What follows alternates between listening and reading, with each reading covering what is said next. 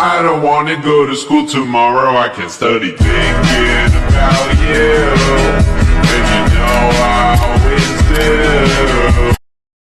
Assalamualaikum warahmatullahi wabarakatuh. I want to present to you how to use sound ed in regular verb. Regular verb.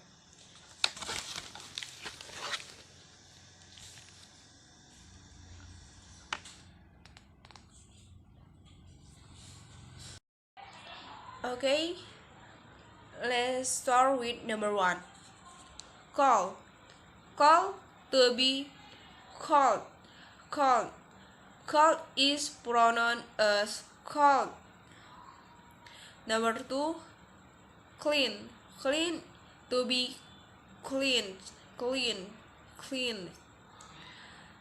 Cleaned is pronounced as cleaned. Number 3. Offer. Offer, to be offered. Offered. Offered. Offered is pronounced as offered. Okay. Number 4. Damage. Damage, to be damage. Damage. Damage. Damage is pronounced as damage. Damage. Okay. Let's love, to be loved. Love is pronounced as loved.